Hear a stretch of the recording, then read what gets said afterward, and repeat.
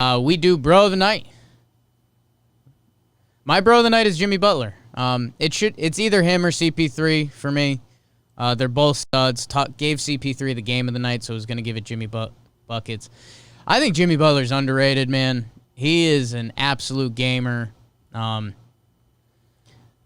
He killed TJ Warren in the Pacers after TJ Warren was killing it, putting up 50 points and stuff like that.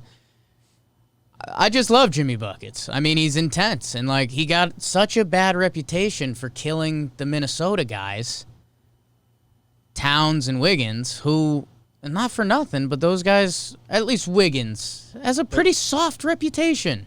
They're not known for being, hard. Jimmy Butler almost shouldn't be the bad guy. I mean, to a degree. He Still, worked his way the way out. he went about it. I mean, but, that we know about. it's just funny the perspective we have on people, because the story of him running with the third stringers in Minnesota and beating up on the ones, everyone was like, oh my God, Jimmy Butler, that's almost rude. That's awesome. Show everyone, what you can do. And he did last night. He puts up 40 points. CP3 gets a minor shout-out. But yeah, I love Jimmy Butler. Listen to Dragic talk about him on the Woj pod a couple weeks ago, and he's just look, Butler's the best teammate ever. I don't know where this reputation really is coming from. It's because he's just pretty next level intense, which you want. Yeah, if you match that with him, he's gonna love you. That should be exact. That should be what it's hard you want. to be best friends with him and just hang out. Good. But if you're trying to win basketball games, selling coffee in the bubble, I believe. Didn't we do that the other day? kind of glossed over. It's a little weird, but who do you got, BBD? Almost took it a few ways. I had Jimmy Butler on my list of potential guys, but I think I'm gonna get a little funky with it. Ooh. And we talked about this a little bit, but I'm giving it to Ross Atkins, who, according to Google, is the Toronto Blue Jays GM. Didn't really know that. Yeah.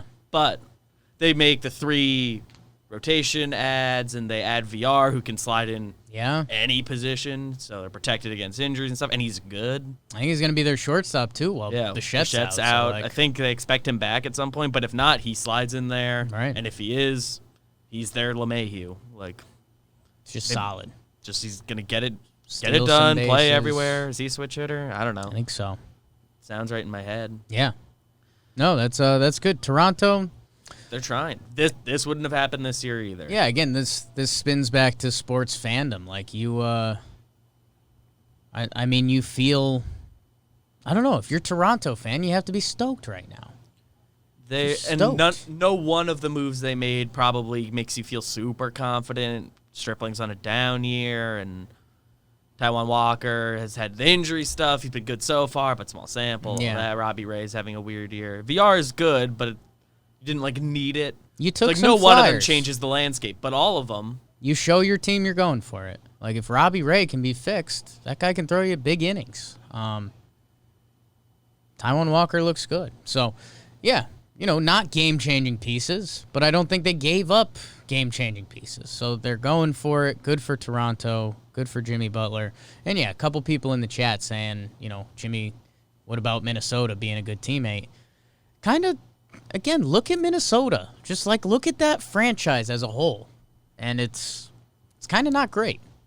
It's kind of not great. People would probably, if I'm going the GM route, would want me to go with Preller and the Padres, right. But that's too obvious. I like it. It's too obvious. I like it. Almost went Brody. Sneaky. Because they had the 3 buzzer beater acquisitions, and that's always just kind of fun. Go Mets, babe. Go Mets.